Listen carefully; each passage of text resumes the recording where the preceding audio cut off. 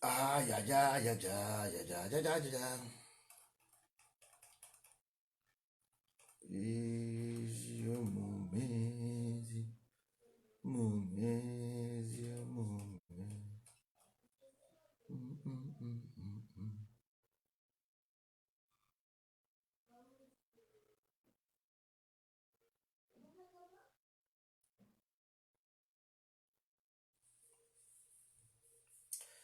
Gị ezunori ezuna ori gị agbanamụgha agbanamụghazi nwanne gị n'anya nke kachasị ibe ya.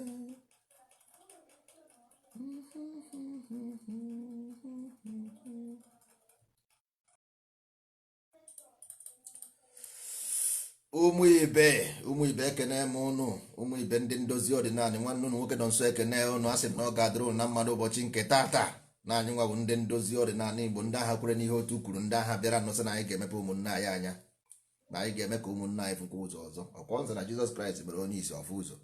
Ihe a ka a na-ekwu maka ya, enweghị onye kpuru isi o mere ọfụ ụzọ. Lazarọs bụ alegori, ịghọtago? Lazarọs bụ alegori. Ihe ọ na-achọ ịgwa ụnụ na o mere Lazarọs o si n'ọnwụ kunie bụ ndị anwụrụ anwụ, bikos otu a ndị mmadụ si eme na ọkụ bọlbụ nwụrụ anwụ bụ bọlbụ nwụrụ anwụ. E nwere ike ị na-afụka dị bọlbụ, ihe afụ dị bọlbụ anya, bọtụ dị bọlbụ naghị enwe ọkụ, ịgba ihe ọsị gị ọ nwụrụ anwụ. Ịghọtago? Ọ ya ka ọ sị na o mere Lazarọs o si n'ọnwụ kunie mee onye isi ọfụ ụzọ. Onye isi o mere ọfụ ụzọ bụ otu anụnwa ụnụ nọ kịta, ụnụ anaghị afụ ụzọ. So anyị mụ na ụnụ afụ ụzọ, ihe a na-ekwu maka enweghị onye nwụrụ anwụ. Ọụka ndị ụka nọ n'Afrịka chekwa na enwere nwa mma na emere okunie n'ọnwụ, tụọ ịfụzie ha na-asị na a ga-eme mmadụ okunie n'ọnwụ, were na-eme kọmpetishọn na a na-achọ ka onye ga-ebini n'ọnwụ.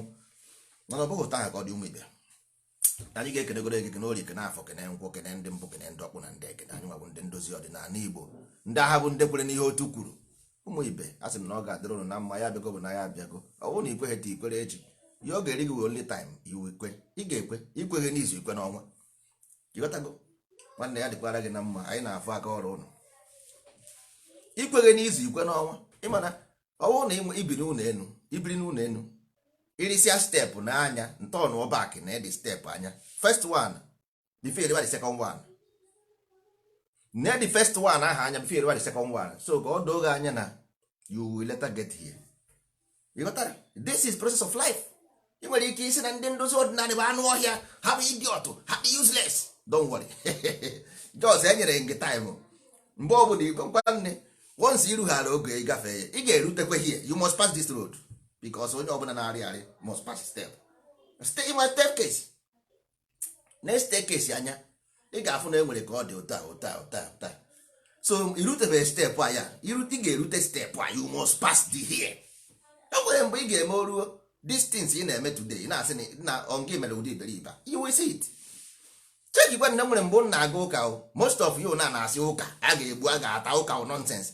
Chee hụ na ị nwere mgbe ị nọ n'ụlọ ụka ha na-acha ụtụ Jesus is Lord every day. You got to go. Ị nwere mgbe ị na-acha ụtụ Jesus is Lord every day by day. Today now, ekwuzie maka ụka ị na-aba na this them brainwash us, them fool us, then do this, then do that.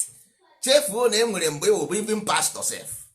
You are pushing, you are pastor n'ụlọ ụka na-asị gịnị na Jesus na-abịa ọzọ. But today my brother, ọ bụ ngo nwa bụzi isi na chọọchị nonsense. O gwuru anyị wayo, o mere anyị pọpị.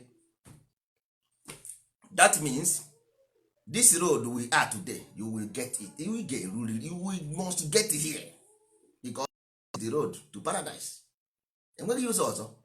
You got to go? Because fundamental is Igbo. Ọ ihe anyị na-ekwu maka ya. And as long as na Igbo onye Igbo, ikwe gị n'ụzọ ikwe n'ọnwa, because ọsọ ofu ụzọ ka esi eje n'igwe. The only progress on this life is education and the profession. The only freedom. The only freedom on this earth, physical freedom ka na-ekwu, physical freedom on this earth bụ education and profession. Nothing more, nothing else. Because education will give you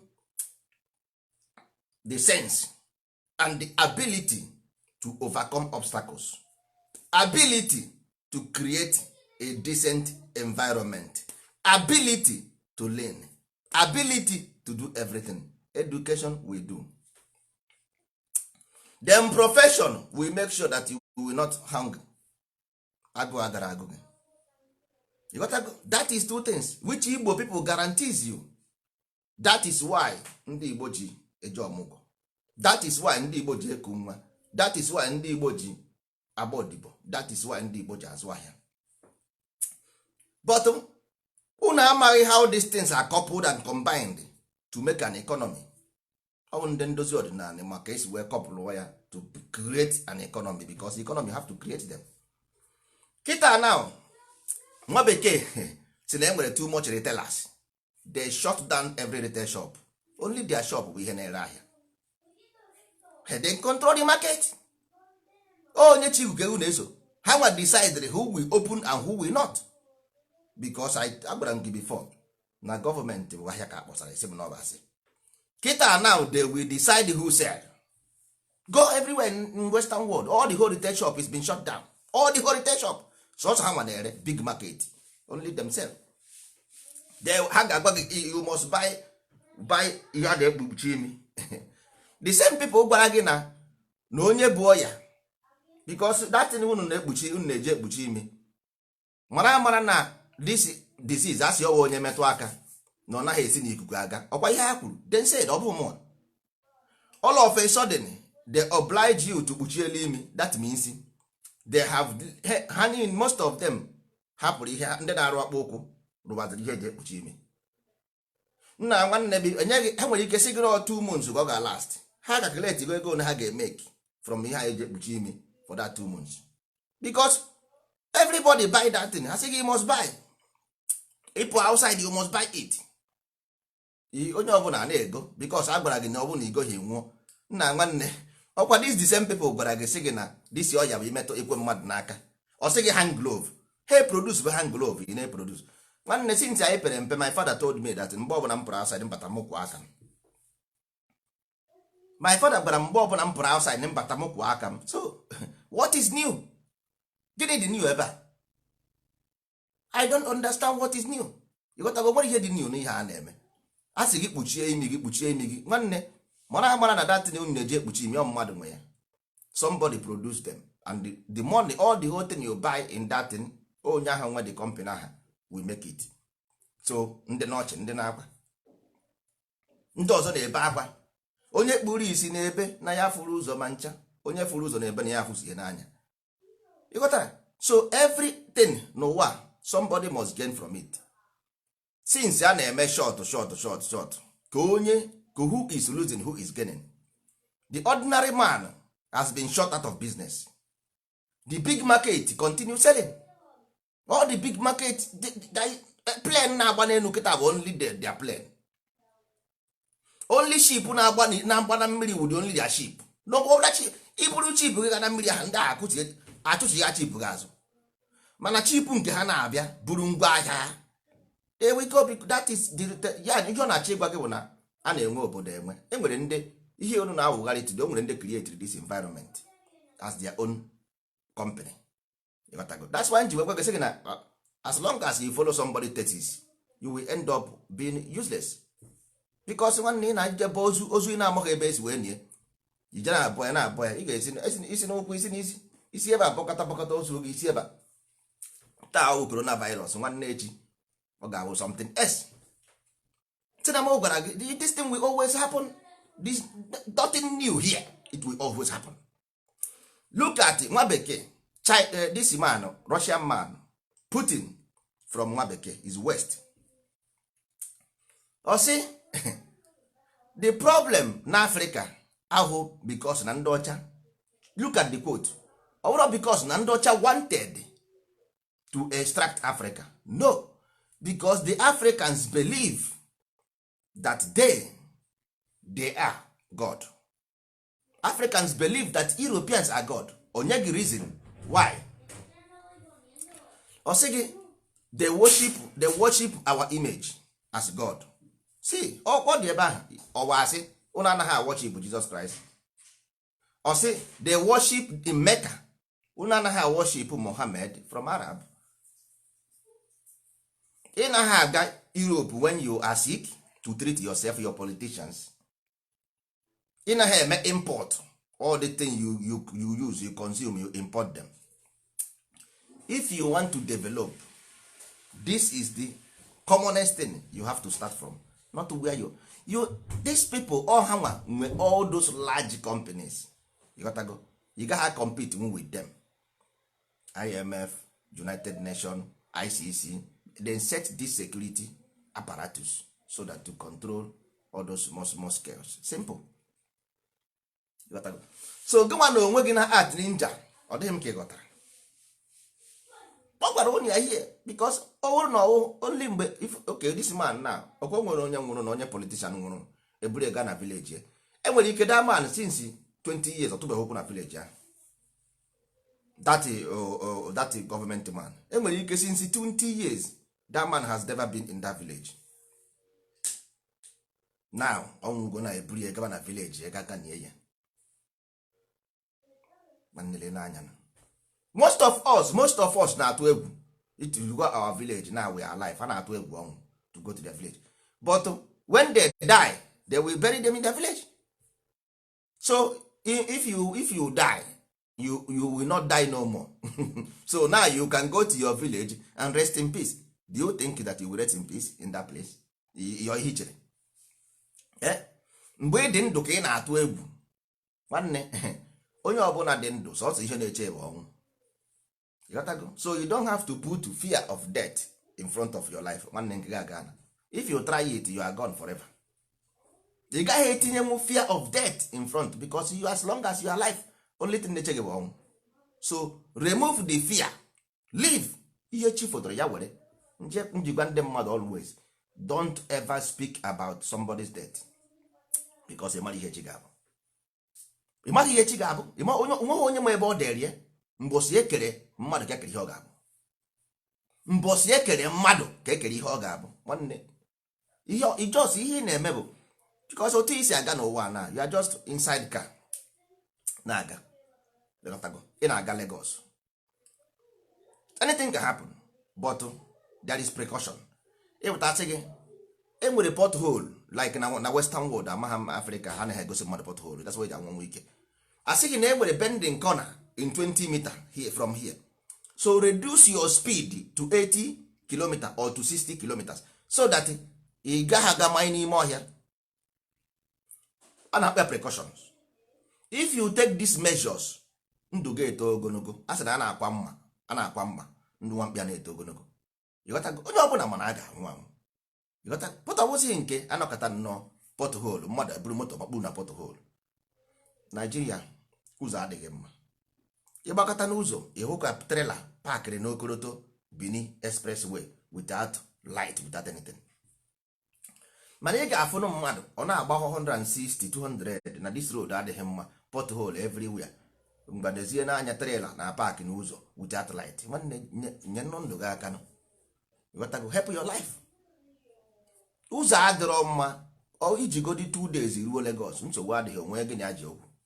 Ọwụ na iji ego na ọ dị gị ọsịsọ bara plane nwa na ọkwa nke agba ekperechi plane nwa na second hand ndị Europe jiri reject ọhịa ha na-eburu n'Africa as a plane. So ọ agba ekperechi mana onye na-azọ onwe ya Chukwu na-azọ ya. Ịghọtago? So ọ ka mma ka mmadụ jiri aka ya duo onwe ya ndụmọdụ n'obodo adịrọ mma. Okay, now this man kwuru okwu a n'ebe mgbe ekwugoro agwara m ụnụ si ụnụ nwanne life wee package. Ndị Igbo sị gị na ụwa bụ abịa marakodi amara and the afia nwere rules and regulation of merchant mara distance. Ndị kwehụrụ ndị a na-akpọ ndị Igbo ancestors onye ọbụla kwuru nonsense maka disi nkarị arịa bịa ụra ezigbo ụra olesi miruhu m nso ụra ụra nwa gị nke chara ọkụ nwanne bifo nwa bekee azụba abịa ndị Igbo azụba n'abịa ndị Igbo anaghị anọkọtaba ime ahịa no enwere ihe ndị Igbo na-akpọ ịgba bọyị mana ụnụ mitiri bọyị mgbe bọyị mebigoro emebi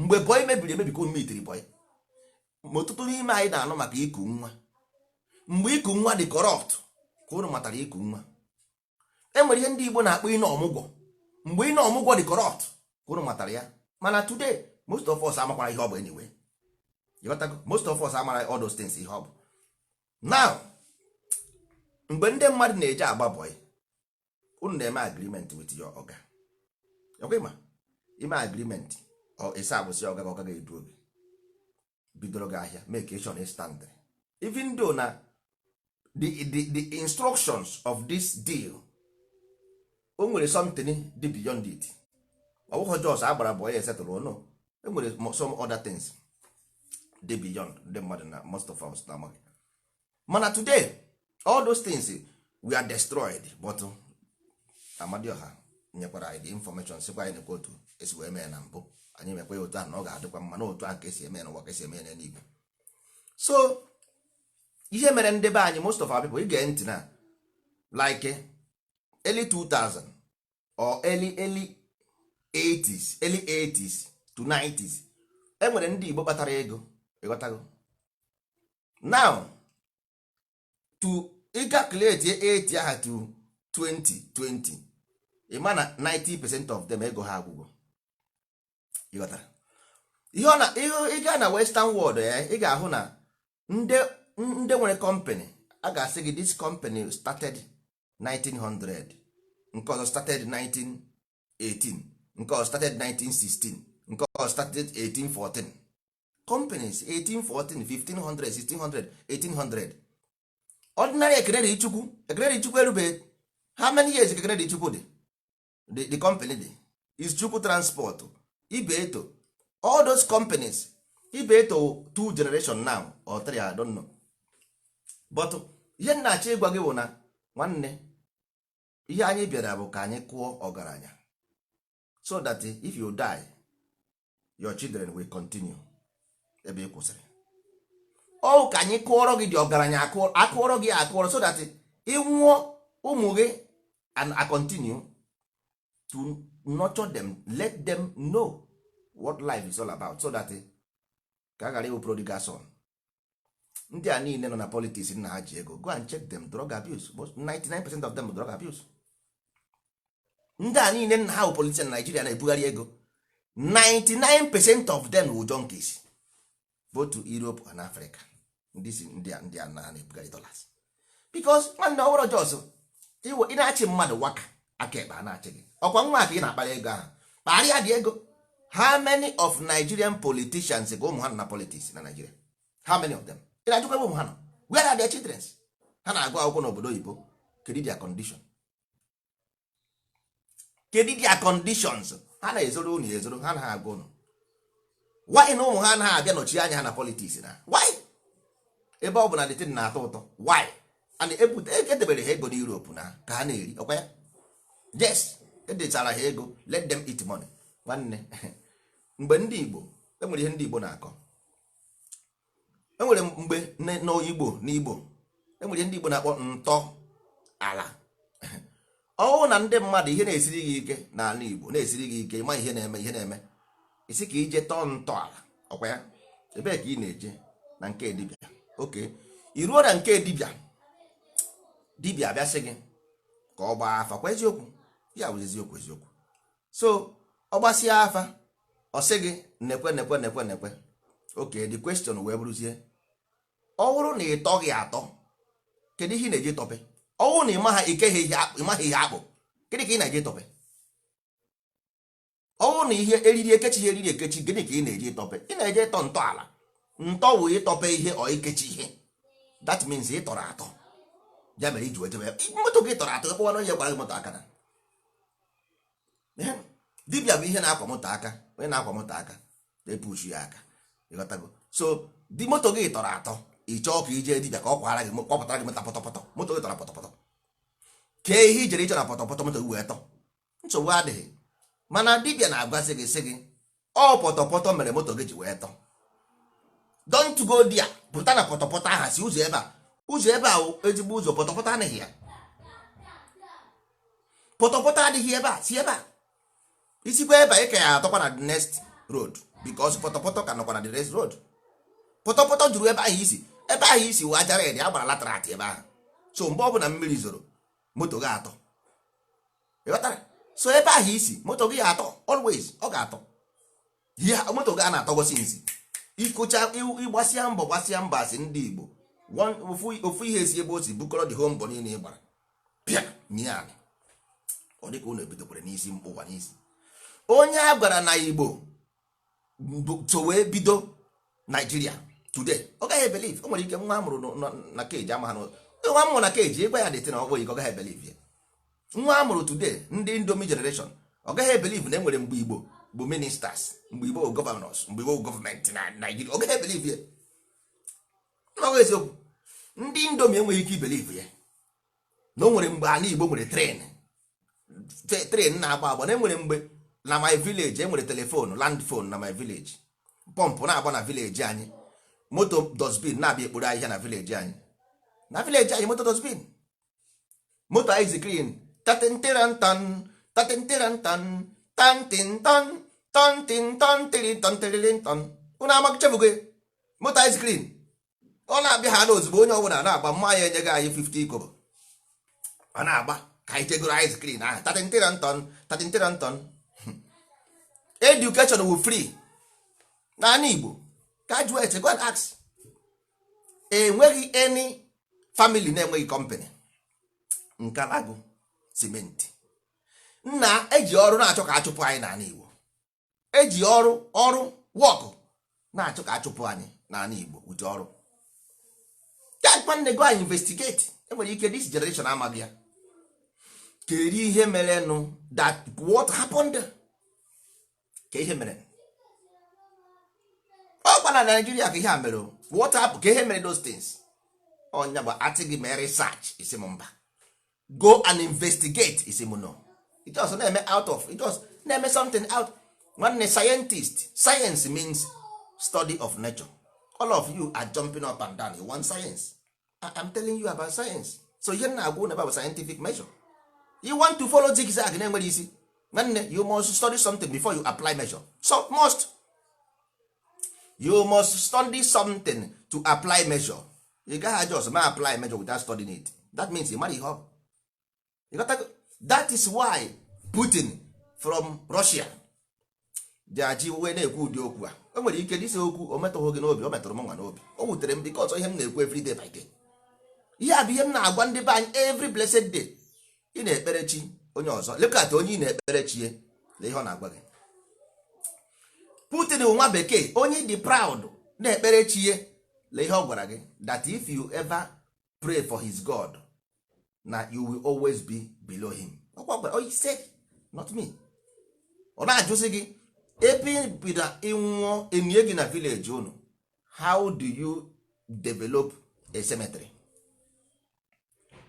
ka ekwene ị nwere ego itinye na foreign bank because you don't believe that na Africa dey capable of keeping money for you mba because inside you the vacuum in nwere of faith because that's why na agụ maka Amadioha ịmaghị na Amadioha faith nweghị faith because okwukwe ahụ ikwere na that nwa bekee's belief ọ bụrụ okwukwe ọ bụrụ okwukwe because why okwukwe bụ agreement kedu agreement which agreement this is the agreement of Western religion ke agreement kedu agreement what is that ke ihe ọ na-agwa ụnụ what is the fundamental value of that moral belief what is the fundamental value ndị Igbo gwara gị sị gị okay let me show you kedu ebe this let me go to our akwụkwọ anyị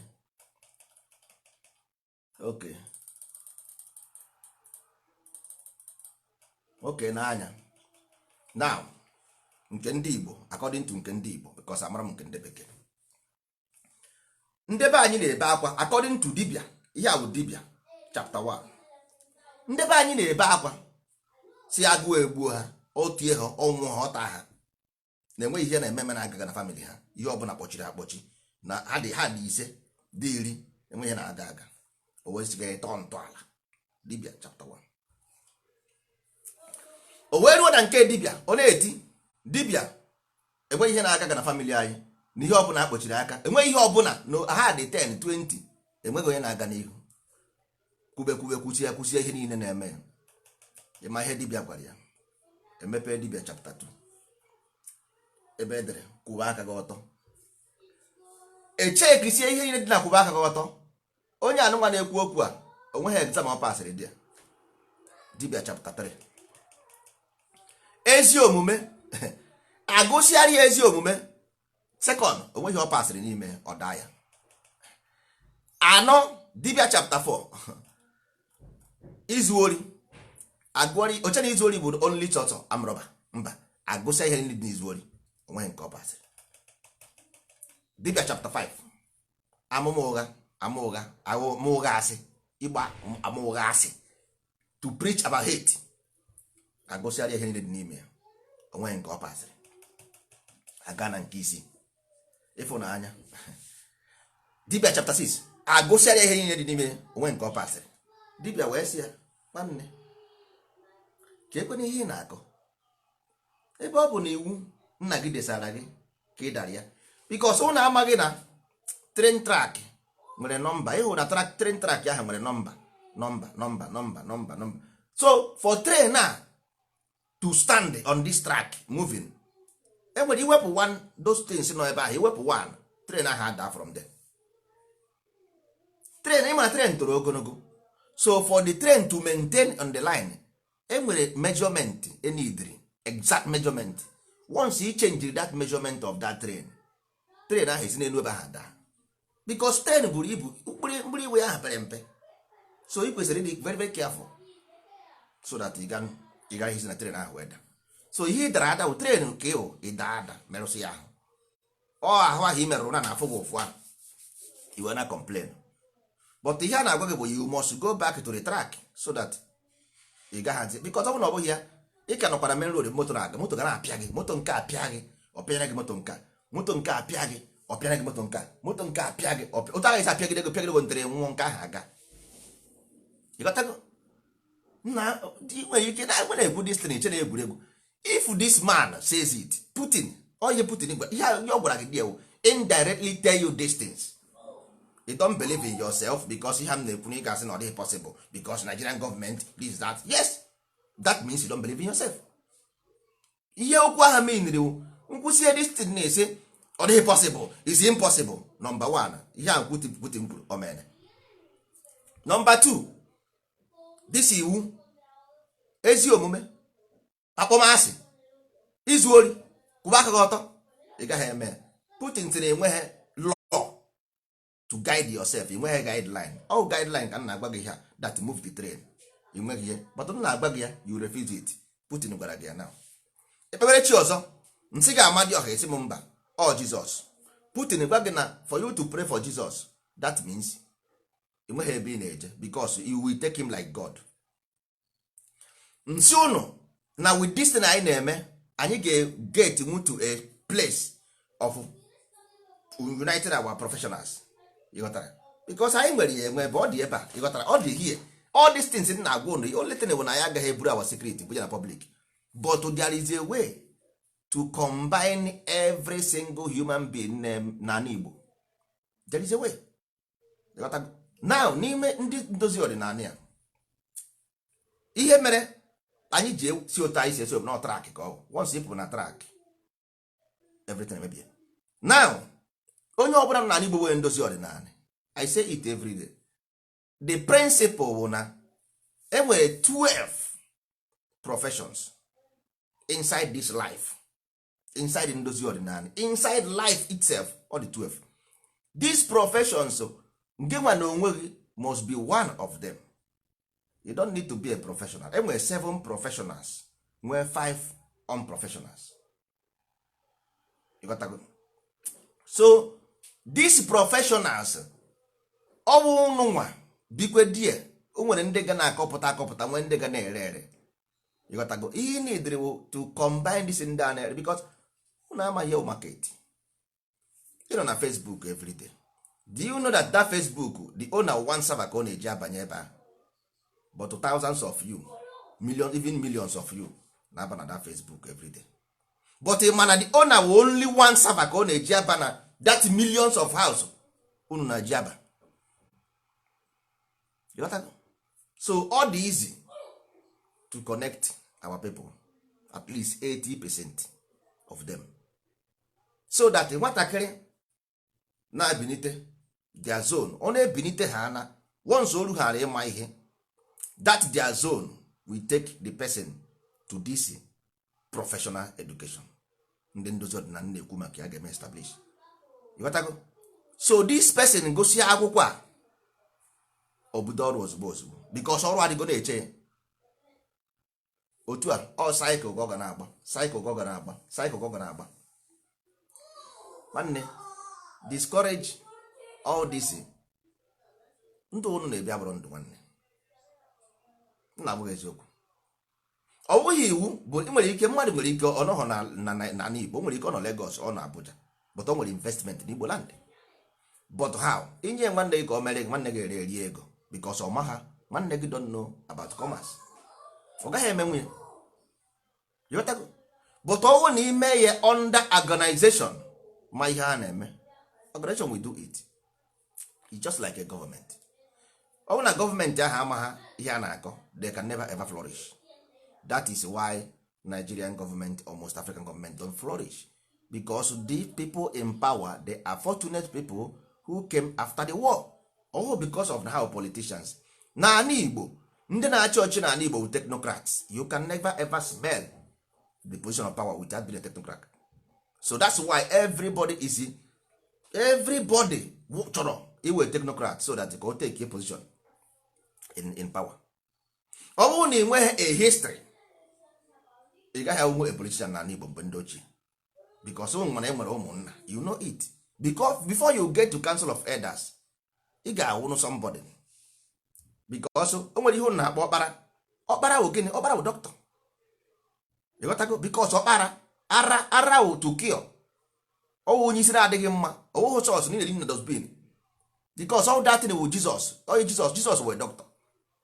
That is what we say na o mere miracle o mere onye ngwọrọ o jee ije onye ọ na-ajụ ọ doctor ihe o mean wụ doctor. So n'ọnụ Igbo ọkpa ịghọta ọkpa ara bụ onye na-agwọ ara onye na-agwọ ndị their mind adịghị stable ịghọtago njọkụ ihe njọkụ represent because njọkụ mgbe a na-eme njọkụ bụ mgbe a na-eri ji ịghọtago ife ji ọkụ is because ji symbolizes virus salt water ihe na-agbaka acid. So ọkụ ahụ agbara ji ahụ bụ ka egbuo the acid. So is a doctor in actual sense all doctor ka na-ekwu maka ya but due to na languages bụ hidden secret ịghọtara language bụ secret ịghọtara so people don't use their language anyhow ihe na-agwụ na ebe a bụ code just breaking the code because of our people isi adịrọ ha mma igbe ha gbaa nkịtị ha efu ọhịa so ị ga-agwa ha something make sense ka ha nwee ike ma uche ha ga-apụta ịghọtara so ọwụhụ jos that's why na ala Igbo eji nwee ụmụnna nwee ụmụ ọkpara nwee ụmụ ada. So for you to be member of ụmụ ọkpara you must be a doctor. Mana nkịta ụzọ onye si ahụ first born nwanne enweghị uru ịbara ọwụ na anyị were diọkpara ndị Igbo si na onye ji kwa ọwụ diọkpara bụrụ nna ya so ọwụzie na because of na nna because diọkpara dị iche from ụmụ ọkpara. Ụmụ ọkpara bụ nwoke ọbụla mekirie to that position of ihe requestịrị that place a doctor ka requestịrị ọ bụghị first son wụ di ọkpara ọwụ ọkpara ịghọtago so di ahụ etiri ebe ahụ ebe go differences but i were diọkpara ga tinye na position of power because na bụ diọkpara ọkwa nna onye iberibe ọwụzie na onye iberibe a nkọ so ọwụzie na that's why ndị Igbo ji wee sị gị na Igbo na-enwe eze because Igbo anaghị enwe life monarchy. Enweghị eze bụ life monarchy onye na-anaghị enwe eze onye eze na-anaghị ada Igbo na-efopụ eze mgbe ọbụla eze gị dara ipute eze siri ike. So ọ bụrụ na Igbo anaghị enwe eze, that means Igbo have like life monarchy. No, Igbo na-enwe eze eze o, eze na-esighị ike ọ dapụ ọnwụ our leader na-anaghị eme ọfụma akpapụ ya ebe ahụ tinye eze siri ike. ịghọtago ọ ihe ọ na-achọ ịgwa gị datịrị. But due to na corruption abịago, ndị mmadụ eyuzuzie corruption wee na-ebi ndụ asị na ihe ọjọọ gba afọ ọghọ omenala. Igbo enwe eze, Igbo enwe eze, Igbo enwe eze. Eze gịnị? Ngwa gịnị wụzikwa na eze na ọ bụrụ na Igbo enwe eze, gịnị bụ eze? Ịma na eze bụ eze. Ịghọtago? Igbo ọbụrụ na ọwụ ha asịghị na Igbo enweghị eze, ọwụ ihe a na-ekwu maka ya na Igbo na-enwe eze, na Igbo na-enwe eze. Ịghọtago? Ọ dịkakwa nke a na-asịkwa na na-asị nkịta tago ọkpụkpụ anya bara ya n'onu. Mba, ọ sị nkịta atọgo ọkpụkpụ anya abago n'oru. Nkịta atọgo ọkpụkpụ anya baa na n'oru. Nkịta atọgo ọkpụkpụ anya baa na n'oru. Ndị mmadụ asị ọ nkịta atago ọkpụkpụ anya bara ya n'oru. Nna ndị egbuke mmadụ ihe ọ sị na nkịta ata na ọkpụkpụ anya bara ya n'onu. Nna kedu uru dis thing nwere ike ịbara mmadụ na nkịta na-ata ọkpụkpụ anya bara ya n'onu? Mba, nkịta atọgo nakụ na nkịtọ asị na nkịtọ ka ihe na-atọ. Nkịtọ atọgo ọkpụkpụ anyị abago n'ọrụ because ọ na nkịtọ ebe ahụ Chineke. Ịghọtago? Judicial ọjọọ judicial system Chineke. Ịghọtago? Because eke aha bụ data eke ahụ ifuru ebe ahụ onye nwa bụ ihe a na-ekwu maka ya. Ọ nọ na-eche gị ime ha na ọkụchi ego ozugbo ka ga-abụ taya gị daa ozugbo ozugbo ọ na-eke gị ma onye ahụ eke na-eme mmadụ. Ọ datị nke eke na-emechi gị ahụ mgbe ọbụla chi gị fọkụrụ ọpụ data eke ahụ taya ya daa. So ụmụ ibe, ihe m ji agwa unu destiny wụ ka ọ dị on record. Ịghọtago?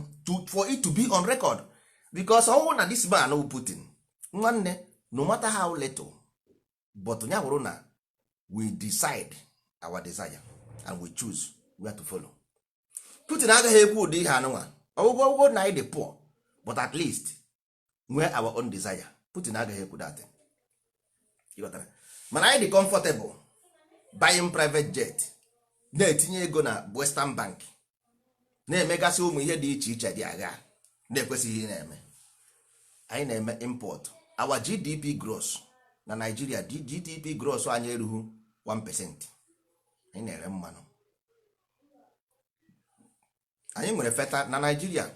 Igbo nwere best fertile land, but ndị ugwu Hausa na supply 90% of ihe anyị na-eri. We have the best land because anyị nọ n'equator. Ịghọtago? Ada Igbo nọ n'equator. Ọ bụrụ na anyị bie ndụ ọfụma, go imesịa this thing, go and do geographical experiment.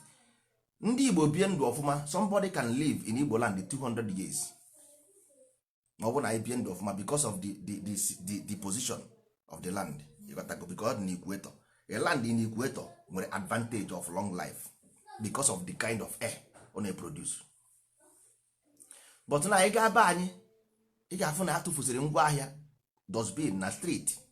That means we create an atmosphere na-adịghị clean.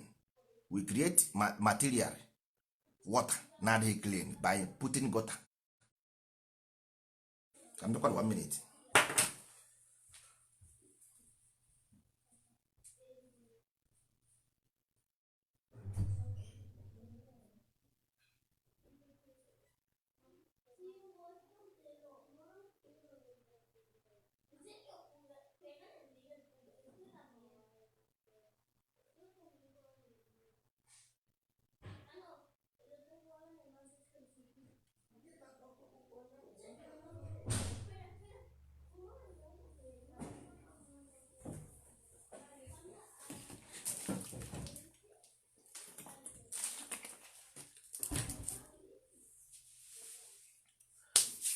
Ụmụ ibe, dịka ntị wee na-ekwu mana disi ihe a na-anya mmadụ ọkụ n'anya, so ntị ka m tinyekwe mmiri ka ọ ghara ị na-atachara mmadụ anya. This is cream sa na mala ike ọ na-anya mmadụ nsogbu. So ụmụ ibe, dịka anyị si wee na-ekwu, ọ bụrụ na anyị chọrọ inyere onwe anyị aka, anyị ga-enye nwere onwe anyị aka. Ọ gwara ụlọ ka m na-azọ ndụ. Ịghọtago? Nwere bikọsọ ụlọ na-akwụ m ụgwọ. Ịghọtara? But ihe m na-agwa ụnụ nwanne, anyị agbọrọsị ndị ọfụ na ihe. Ịghọtara? Mgbe anyị abụghịzi ndị ọfụrụ na ihe. Ebe anọ m na Catalonia, and this Catalonia amụkwara m here. This government of this country knows me very well, know what I can do. So ana m use advantage of this social media gwa our people na ihe unu na-afụ as a world all people tụrụ alụ ahụ mee ya ụdị otu ya na onye ọbụla nọ bụrụ be ha before onye ọbụla nọ n'ime ụnụ ma how ndị British came Portuguese came 1300 in ima about Berlin Conference how they share the land ọ na ha share the land on a walk ọkwa the land ka unu na-use today na-egbusi onwe unu ọkwa ha share so nwanne ihe niile na walk ọkwa ha nyere unu Jizọs Bible unu eburu enye unu Judaism unu eburu enye unu Islam unu eburu all these things are possible why do they do this thing work oruzie na nke gị so gaghị possible how did you worship white man as Jesus how did you get there ejikwa onwe gị ajụjụ how did you get there to place this image in your mind how do some of our brothers in Africa na ekpere isi ala na ekpere Muhammad can you explain that ke ka mmadụ ga-esi adị proud si God or si from Israel or Yeshua or Elohim or Onyama how can you do that but people are doing it with proud then ka ezi ihe bụzi na asị na let us build community economy let us organize ourselves to do our own thing or don't difficult it's all get ogologo oge ite aka nke nwa na ebe nke chọrọ taa na echi ka ebe nọ nke nwa chọrọ ya tata na echi where are you Rome was not built in a day this merchandise you see as government today o teene mgbe ha bidoro nkata 1300 ka akpawara this nkata go and read the history of Rome go and read the history of Nicaea Ottoman Empire this thing ete go bụrụ ihe taa you just mapụta one day you want to go and look Chinese history ịma na Chinese na-ahụ mgbe ha kpawara nkata etefene ụkwa taa Chinese succeeded 50 years ago ha succeeded ị ga-akpagodi nkata wee kwuo okwu ngịga ị ga-enwenụ nkata wee kọwa akụkọ ngịga nwanne ihe ndị Igbo ji wee buzo nwee nkata bụ na nkata bụ osisi bifo ịkpawazie ngịga nke bụ igwe siri ike ị ga-akpanụ nkata bifo ịkpa ngịga ya ihe ebuzo kpaa ngịga ihe ebuzo kpaa nkata ịkpasịa nkata iwe kpaa ngịga ịghọtara so ọbụghị jos ịma na ha na-ekwu this thing na ịma otu a Facebook dị free everybody can go to Facebook and talk nonsense so ndị mmadụ ejizi mekanik ekwezi anyị mana ndị bụ ndị ara ịghọtara mekanik ekwezi anyị ọ dịzị ka gasị na a na-abịazi ikwu okwu ịghọtago ọwụ na ọwụ dị nwanne ọ because of na ndị be anyị ọwụ na this radio anyị na-eji okwu anyị nweta ụnụ agaghị afụzi m na Facebook again ịghọtago you cannot see me here radio ka anyị n'idiri tubjere ndị be anyị ozi ọ bụrụ ndị na Facebook ndị na Facebook chọrọ ebe a na-agba egwu na aṅụ mmanya pamwine radio pamwine ihe anyị n'idiri wu radio broadcast because ndị n'idiri ihe anyị na-ekwu the most with those people in our land ndị vulnerable people ọhụ ka ebere na-emere no matter what they do their pains still in my heart ihe ọ sọkwara ha mee because mụ na ha amara ihe ha na-eme the only thing na-enye ndị a nsogbu bụ na that desire of hunger because ha pụtara ụwa n'afọ na ha dị less opportuned less privileged and ha ma ha why because ha nwere their brain cannot tell them why because ha dị exposed ha dị knowledgeable to understand why they are suffering so ị na-agba ha dị tin ọ na-efe ha efe na ntị hey enwe ihe m mere what did I do why did Amadioha punish me why did God punish me I did not do anything so ha ma about law of cause and effect they don't know about these things that is why first of all isi ijide ọkụkọ ịtụpụrụ ya ọka ọkụ ime were if you bring job ọrụ today in that land all these people na-ekwu this thing will go and work for you and they will forget this thing ha na-eme if you give them job all of them will leave that thing and go to job and work it's all because nwanne ịnapụ nwatakịrị ihe o ji n'aka inye ihe ọzọ bebe akwa so ihe ha neediri now console so all these things na-eme na Facebook will console simple nwere ihe ọzọ that is why I don't blame them much because enwere ihe ha nwe ị na-asị na-ekwe m ngwa nwere ihe ị ga-enye m nothing so at least ka m jidegoro nke nji console at least o megoro m satisfied desire ọ na-enye ha the satisfied desire ọ na satisfy that desire so that is it nothing more nothing else because nwere anything ọbụla so ọ bụrụ na if you want to help them really then you find something them for doing ha nwee ihe ha na-emeri ju afọ then you are their God because for now 90% of our youth below 40, from 40 to 0. ihe m na-agwa gị ha 90% of Igbo people dey below 40 years. 90% dey below 40 years. So and ha na problem. Mmadụ onye nwere akara aka, mmadụ onye nwere aka ọrụ, very ndị nwere aka ọrụ iru 20, and they nwere limited job. So you must do the maths, you do the mathematics, then mara ebe ị ga-esi abata to help. You got to go. So this thing anyị na-eme, anyị na-akpụ hard just to make sure that na how can our youth survive, because without them surviving tomorrow ọnwụ na ha na need the land is gone. Kuchisi ha na nga na prison, take all of them to prison, the land become empty. Yes, onye ọbụla na commit crime all the necessarily na onye ga end up in prison. So ọ bụrụ na our youth go into crime, nwanne arụọ more prison, arụsịa more prison, agakpuo ha ebe ahụ and adịrị empty, ewere adịme ihe ha chọrọ ime. Simple as that. The same way as again as stay at home. So if they have the power to make you stay at home, they also have the power to put you in prison. Nwere ihe ga-eme ịkwụsị okwu n'ọnwa ya, highest commit suicide na prison nke ha aga one person less, enweghị ike were nri ya ga-enyekwa onye ọzọ, because igbu onwe gị at least ọ ka ha mma na igburu onwe gị so that nri ya less out. ịghọtago? So ọ kara anyị mma na anyị ji nwayọ ma avoid those things ga-adara aga anyị into these problems. A sị na onye dị ndụ na-afụ ihe ọma. ịghọtago? Much more longer you live, much more you will learn. Longer you live, much more you will learn. Longer you live, that late mgbe onye tetara ụtụtụ ya. So this thing nwoke a kwuru, Putin kwuru here, enwere ike ọ wutere gị, for me o wutere m. Ihe o ji wee wute m bụ na exactly ihe anyị na-agba ndị be anyị since.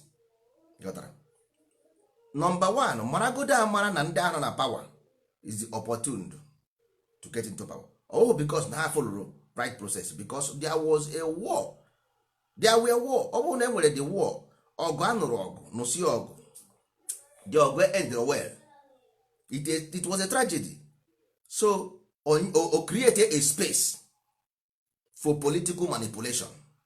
You got to go. So you understand this thing so that you mara ebe ị ga-esi wee nyere onwe gị aka.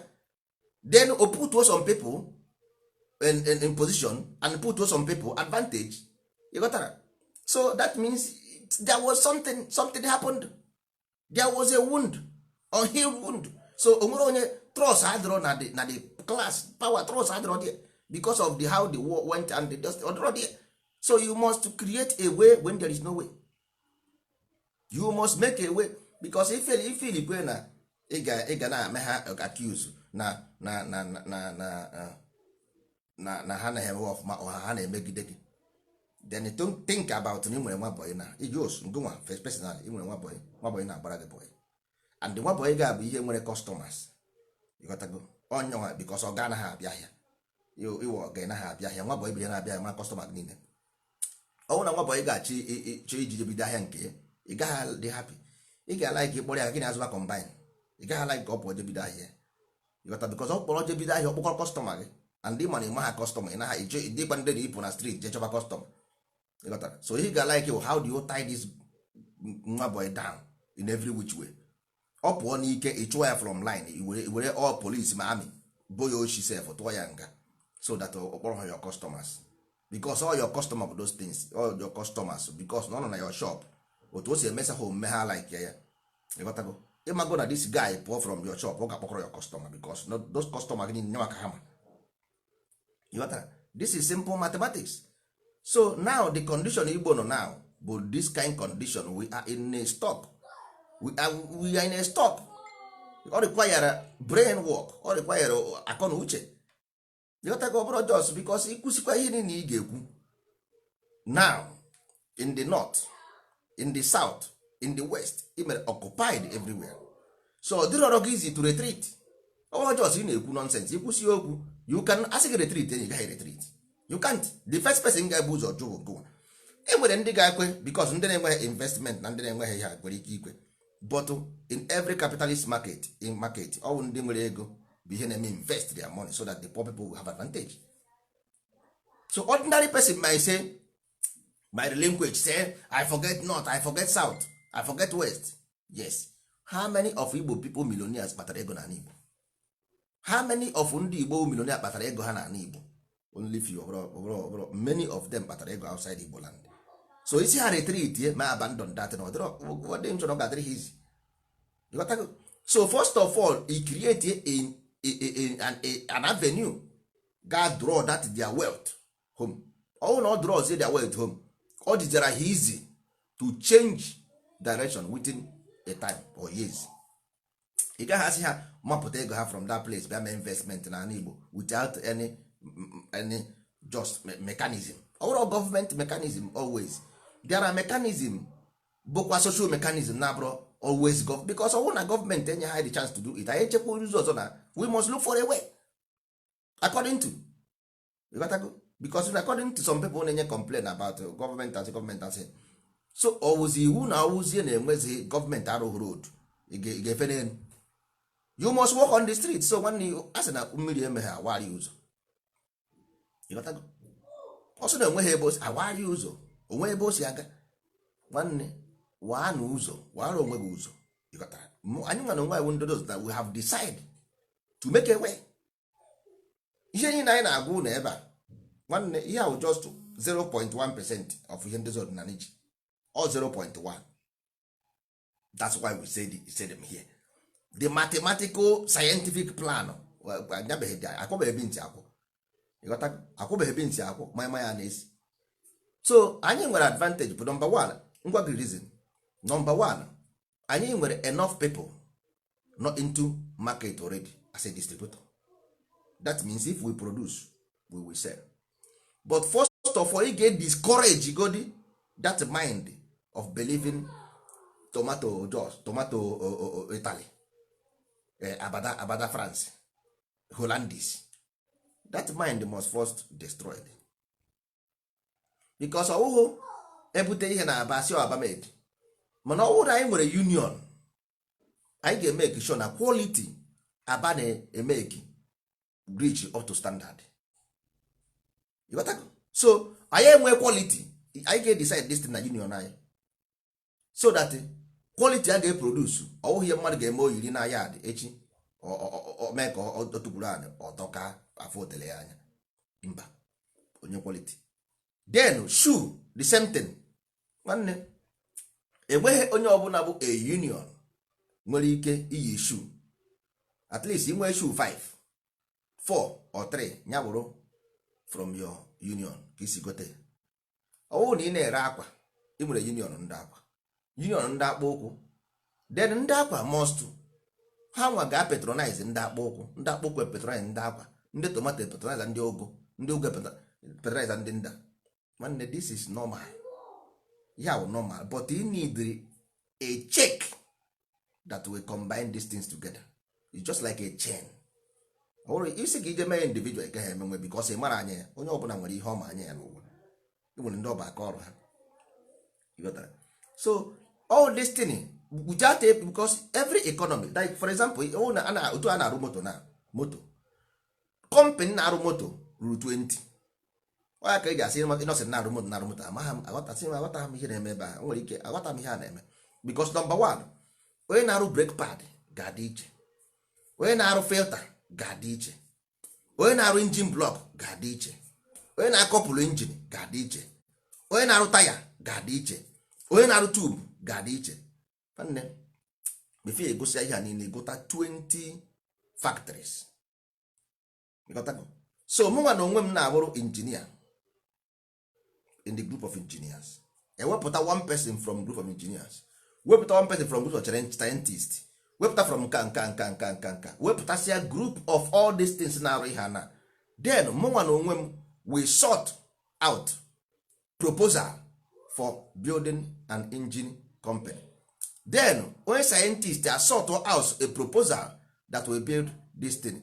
Onye nke a sort out before you know what is happening. Mmadụ 20 ahụ we have different 20 companies with different proposal. Then na anyị nwere 20 companies. Ofu onyezi na-arụzi moto now ga-patronize mmadụ 20 a otu ahụ esizi ga around.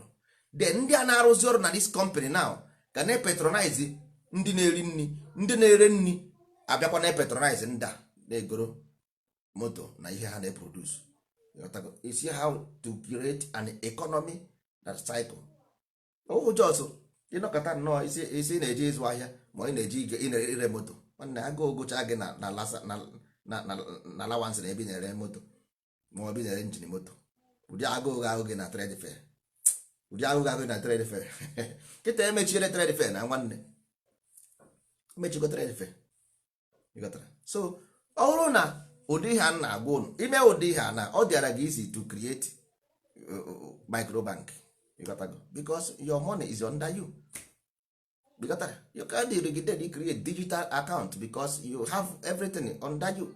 Or because now name yeah work. That is why Africa is not moving forward, because we are not organized. Any organized cells must surely disintegrate and die. Simple. Every organized cells must surely disintegrate and die.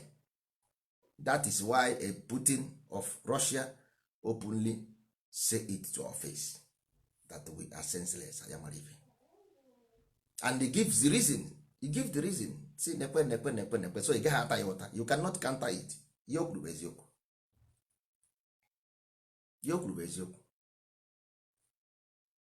Simple as that. Anyị na-eche a system. Onwe nọ n'ime anyị na-amaghị 1885 ha build system, bịa build system na Africa. Ka ihe na-achọ ịgwa m anyị dịgoro busy na fight against ourselves na system built by nwa bekee. Na adị mma ka anyị abụ pịa anyị na mmiri. You are fighting for a system created by nwa bekee. A system nke ọ bụla ị na fight today is nwa bekee system, because all the whole system I created our own system yet. We never created. So which one can fight for? We never created a system, because system must combine education, religion, commerce, everything. You must combine it. I am a system already. So what are we fighting for? Mmadụ don't put horse before the cab before the horse. If you put cab before the horse, when so all those things are slowing you down, because nwanne a na-agba igbere before akabije. Mụ na gị na-abụ na-ekwu okwu a na-agbagodi m a system we have created. Our ancestors live as Igbo people, not as Ijaw, not as Ichekiri, not as Yoruba, not as I don't care about what you said about brother and sister. What brother? You don't have a brother. Even ndị Igbo si na ofu nne na maọbụ ofu Chineke. Which one is your brother? Ndị Igbo si nwanne bụ somebody who look after you. That means you're talking about enyi. You're talking about society, somebody who watch over you. That means enwere oath gịnị ya take to watch over you. That means enwere agreement gịnị onye take to watch over you. That is nwanne means. You are talking brother in English. No Igbo, nwanne means somebody who have a mutual agreement with you. So amara m ihe unu na-akọ. That is why all this time we are just wasting time ourselves and giving ourselves more pressure until we explode like bolombolo. Yes, it's simple.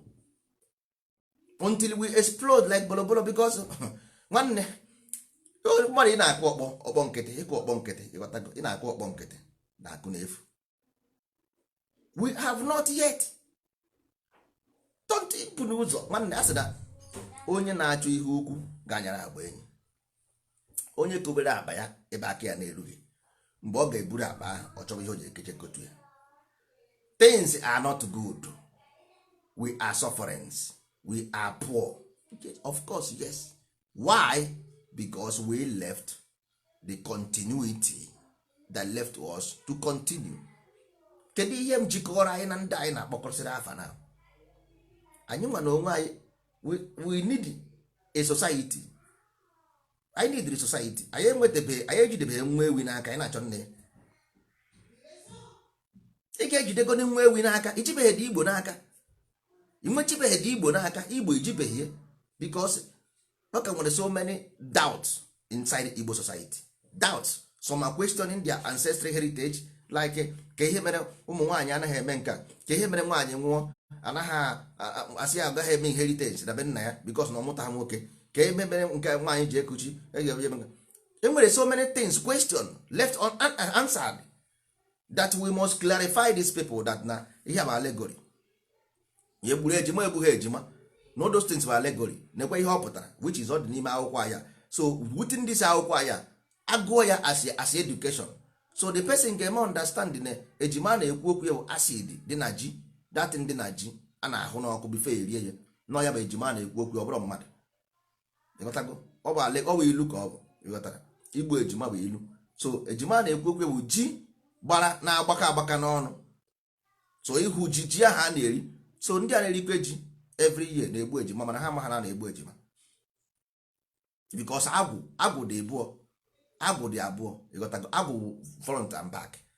ịghọtago? ihe tụrụ agwa kọlọ. ịghọtago? tọntọntị nta ka nchenji kọlọ agwọ. ịhụ na agwọ na ọga ihu ọga azụ, ọga ihu ọga azụ. ịghọtago? ọ gbara mkpị na ihe dị tu. ịghọtago? that's why agwọ na-eji eme ifu ire ya, ị ga-afụ na ire gbara mkpị, o mepụta ire ife ọgba mkpị na-agba ocho gị sign, nekwe sign ya fiam fiam fiam, I am good. iweta agwọ na echi agwọ fụ na ịchọghị igbu ya egbu, ọghọrọ your friend na ihu agwọ ọ na-agba iruwe ya nso, ọ bụrụ na ị nweghị ihe na-eme ya netiri ịhụ ọkụtu ala ọkwa agwọ ahụ ọ na-achọ ịtụgo, ịgbasị ya nkịtị na ọwayọ ya agwọ ekulu ụda na ọ gaghị atụ gị. ịchọ iwere ya kpụkwụrụ ya n'aka, ọsọkwa ya wụrụ kọbra, ọ gaghị atụ gị. only fight when they see that their life is in danger, then fight in defense, life and direct. so ji ahụ a na-eri wụ ka i wee gbuo dati jams nọ n'ime dati ihe ahụ nọ n'ime gị na-eme gị iji eme aghara, iji eme iberibe na-emegheri ọja na-eme all that festival of religion to kill the poisonous in that snake, in that your mind. so all these things, there are so many things unanswered in your culture already. so ebe ị kwesịrị goro ihe na-akọ na settle those problems, hapụ ya na-akọ ihe ọzọ. onye na-ejidebeghị nwa ewu ya n'aka, ọ na-achụ nne ya isi ebe agbara naba mba ọzọ, naba Benue steeti isi ebe agbara naba Benue steeti, ihe jiri na Benue steeti. nwanne ka anyị kwetegoro Igbo, ka anyị kwegoro ebe ka ga-esi dozi Igbo adịrọ mma. ndị mmadụ ndị Igbo enyeghị ekwe a naanị Igbo, na ndị nọ Lagos for 50 years isi ha naanị Igbo asị mba na mpaghara akọrọ mpaghara ọgwụ ọnwụọ, kọọ mma ha ọgwụ ọnwụọ, kọọ nwanne ya ọgwụ ọnwụọ, ego je ka akọ ya ọgwụ. e nwere ndị reason this way, many people reason this way, you cannot deny it. so many Igbos reason this way, na family ha na-akọ ọgwụ. ịghọtago? na-enweghị onye ihe na-agara ọfụma duto na enwere nwanne mpaghara nke ọzọ aha na-akọ ọgwụ na village, ọ nwanne mmaha nke ọzọ, ọ cousin ya, ọ brother ya, ọ sister ya, ọ na-ata amoosu, ọ na-akọ ọgwụ, ọ na-eme nke, ọ na-eme nke, o nwere something between. so these languages we must clarify them and settle them. anyị nwere too much problem na our society to solve. anyị ahapụgodi chọrọ ogodi Nigeria na-eje. o doro gị anya that we are distracted, we are not saying we are not educated in our own. nwanne onye na-adịrị educated in his own ancestral heritage, how can you nwanne asịra na-amara mma n'ụlọ debe n'ilo, a na-amara mma si n'ụlọ pụọ n'ama, ejibeghị mma n'ama ị na-eje n'ụlọ na-eje n'ama, ị ga-adịgodi mma n'ụlọ wee jebe n'ama. mgbe ndị ochie ị nweghị ike ịpụta na public kwuo something, a ga-asị ka eje n'ụlọ mpe nna gị je mara ebe onye asị wee pụta jụọ ese the family, how do their family ife pụta kwubezi okwu na a ga-enye gị a power, a position power. a ga-eje jụọ ese kedu the family onye asị. now anybody can come from anywhere from Lagos and come in Igbo land and become whatever, because your governor or whatever. Nobody cares, because after everything people will begin to cry, "Hey, corruption, this." But when this man came here, did you question his integrity? No. Everybody, what you say na arụrụ welfare na Lagos, onye ọbụla na-ekwu ọrụ welfare na Lagos, ego ọ dere ego, Ifeanyị nwere ego ọ dere ego, Okeke nwere ego ọ dere, o buta akpa rice, buta akpa beans, buta akpa tomato, ekesi everybody risia. ọ bụrụ oge the first year aga ụzọ adịghị, second year aga ụzọ adịghị, the third year hụwa this man Hausa Fulani this man is been this man fake. But he has already etinye they have deceived us. Man, this man came here and the people said anyị amara onye anya ahụ, we don't know this man because you dey ready to question people's integrity. Now look at ndị Igbo si ezi afa ka ego, ezi afa ka ego. You must question people's integrity always, because ihe ọbụla mmadụ na-ekwu n'ọnụ otu aka uche dị. If you, I'm telling you secret, otu mmadụ, ihe ọbụla mmadụ kwuru n'ọnụ ọ ihe ọ bụ n'obi, hapụ ya. Ihe ọbụla mmadụ kwuru n'ọnụ ọ ihe, because ọ spirit. Letter control spirit, letter control a spirit. Ọ ihe eji wee mee letter magic. So ihe ọbụla m na-ekwu now, that is how I am. O ji wee ndị ọzọ gị soro okwu ọnụ ma esoro omume m, soro okwu ọnụ ma esoro omume m. Agaghị m asị gị jee gbuo mmadụ, mpụtazie ntị na m anaghị egbu mmadụ asị ka ọ bụ. Ịghọtago? Ọ bụghị eziokwu. Ịghọtara? So ndị be anyị, ihe anyị chọrọ ka ndị be anyị mụọ ghọta na every act, ihe ọbụla ị mere, ị nwere responsibility to be blamed. You must be held accountable. Always politics, always politicians. You ndị nwa na onwe gị na-eso the politicians, isi wee bụrụ account, because politicians cannot rule themselves, they must rule you.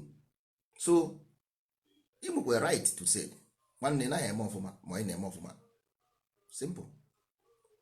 But ọwụ na if you deprive people right of questioning, that means, that shows that na ị gaghị asị m na ọkịta, that shows your kind of person, because in future you will still do that.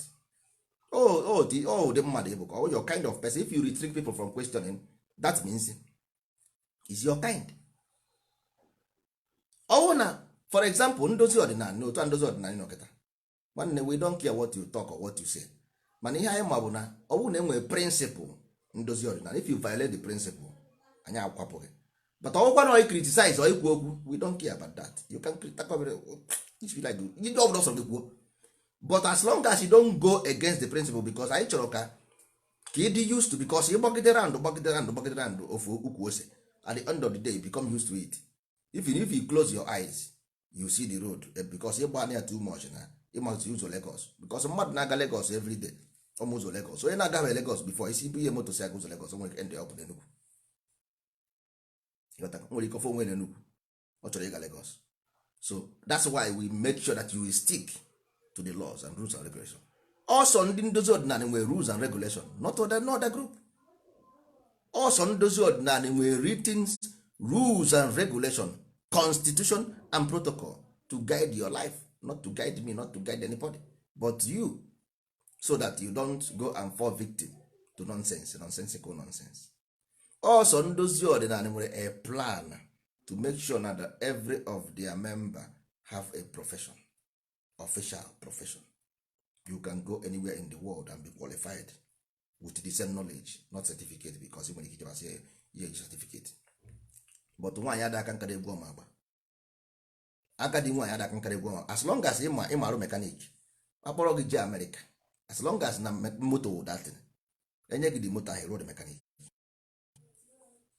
Ịmara anya moto ebe ọ bụla ijere, ebe gị moto ị ga-anya. So once we teach you something, ebe ọ bụla ị gara n'ụwa, iruo that place, egosi gị the same thing ị ga-emekwa ya, because anyị ga-eji a practical workshop to teach our people with a practical place, or online, a practical place. So our work will speak for us in future. Ihe anyị mere, our work will speak for us.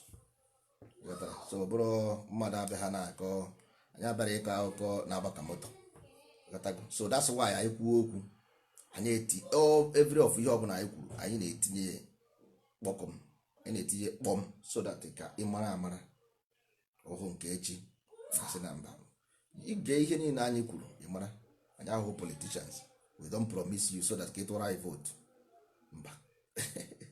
Ọ bụrụ anyị na-azụ vote na asị anyị na-azụ vote, anyị na-agwa ka ị tụrụ anyị vote ọ vote anyị na-azụ mba. Anyị ahụ politicians, anyị anaghị azụ vote, nwee ihe anyị na-azọ ka inye anyị. Ịghọtago? Ọwa ihe ahụ philanthropist, all social work, all goodness, all goodwill, because we chose to follow Amadioha, and the law of Amadioha requires these things, that we must do good. So we are doing good and giving away our time, our money, our stress, our everything, to make sure that our youth, even though they ha na-achọ anyị ka anyị gbuo, but then anyị nwere azụ ha ndụ, because at the end of the day, ọ bụ anyị nwe life they will breathe. No matter what, we still give them life, because anyị nwe ga-enye ha profession, onweghị onye ọzọ.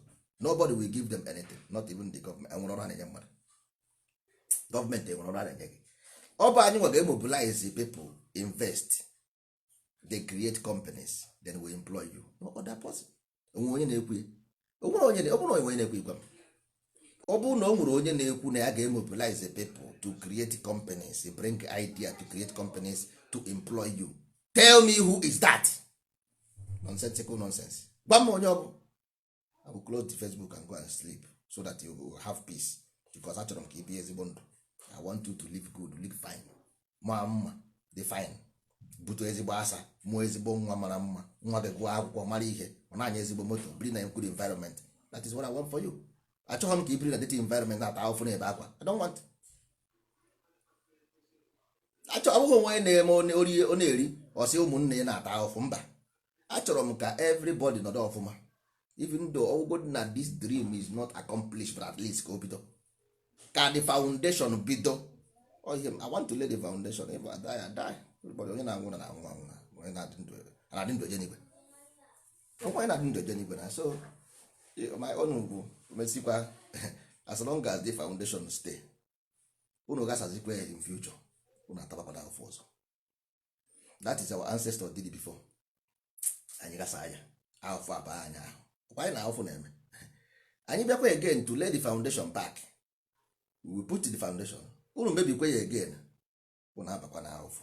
Life and direct, the foundation will be laid, because so it's written.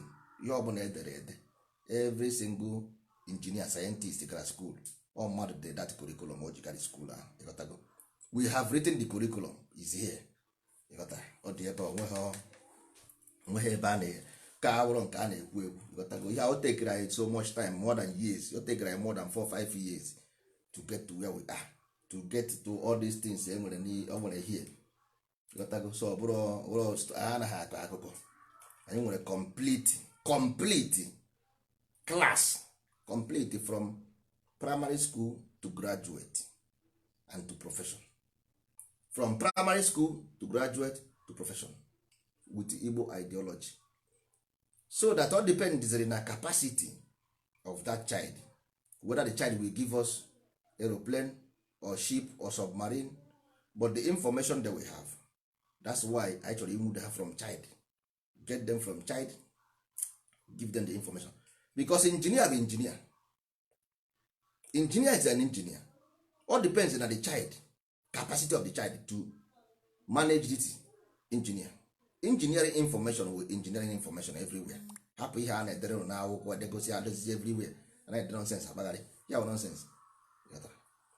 Engineer bụ engineer, electronics bụ electronics.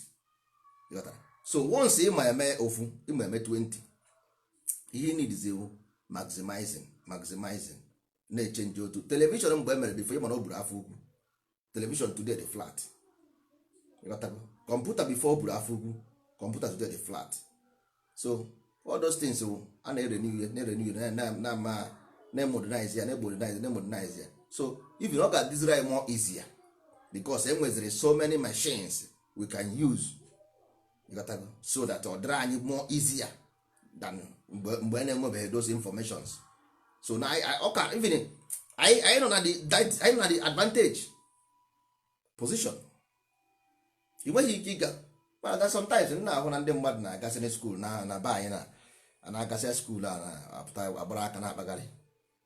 Normal thing, because ajụjụ m jụrụ ha ntị ha, do you think na nwa bekee ga-abịa here rụọrọ gị school, give you information, ka ị wụrụ scientist, ka ị wụrụ engineer, ka ekwere onye ga-egwugo ihe ọ na-eproduce, who will buy what he produce? Makwa ihe, and you maintain this education. That means you don't even know what to do. That's why you hang up, because ihe mere iji wee jide ihe ahụ iji nwụna, inweghị ọzọ. You don't have another one. That's why you hold on to their religion, because you cannot give your own self a religion even though you have one. You don't have another education because you cannot write an educational system because you don't understand them. You must understand nature and their behavior for you to talk about education, because you are talking about a program that will run in somebody's mind, and you must make sure that it's capable of overcoming or other. Because nwanne nekwa anya ọ bụrụ na ihe i mere aka ha nke ọzọ ahụ mma, ndị ahụ agakwa hapụ ya. Marakwa amara na ọ bụrụ na ị nwere moto mara mma, ị gaghị atụfu ejegere nke jọrọ njọ. Ị ga-atụfu moto jọrọ njọ bụrụ moto mara mma. So ọ bụrụ na ihe anyị na-eme ọka ha ka ndị a na-eme mma, ndị be anyị agaghị eso ya. Ịghọtago? Ndị be anyị agaghị eso ya. So ka ị mara amara na before we proudly saying these things, because we have covered all those places and na-agwa gị maka ya. Because ọ na mmadụ ga-akwụkwọ na Harvard education na ị ga na-agwa ya ntakara ihe ndị ndozi ọdịnala na-akọ, ọ ga-adịzi ga onye iberibe ka ihe ga-eji Harvard wee na compare ihe unu na-eme ihe nonsense. Ịghọtago? But ọ bụrụ na our secret supersede Harvard, then ọ ga-asị na ihe ndị a na-ekwukwe ihe nsogbu dịkwa. Ịghọtago? So that is the case. Ọ bụrụ na because ịmaghị anyị ma ihe Harvard mere ọfa na-eme ọfa, because ịmaghị na this educational system mmadụ nwecha ha, ma Harvard mmadụ nwe. Ịghọtago? Nke ndị bụ ndị ahụ, nke ndị ha bụ who own them. That is why some people ga-agacha na university ha pụta ha na-arụ na company, some ga-agasị ya pụta ha wụrụ employees, bụrụ company owners. Why one ji wụrụ company owner, one na-awụrụ employee? Why? Because ịghọta ha na enwere ihe a na-akọ ebe ahụ, enwere ihe dị dị. So the best thing for us nwanne mara na akpa arahụ n'ute. Ọ bụrụkwa ihe public a na-eme ka imbom tikom mba, ọ bụ ihe a na-eji waya eme in silence. Ọ bụrụ ihe a na-eme tikom ime ha tikom ọrụ challenge, and isi na isi bụ na-ekwu ọnụ na mmadụ ka ibe ya. Anyị esighị ike, anyị enweghị egbe, anyị enweghị mma, onwe onye anyị na-aga anụ nwa ọgụ. So anyị agaghị eme ihe ọbụla ga-ebutere anyị ọgụ nsogbu. So because we cannot stand the pressure.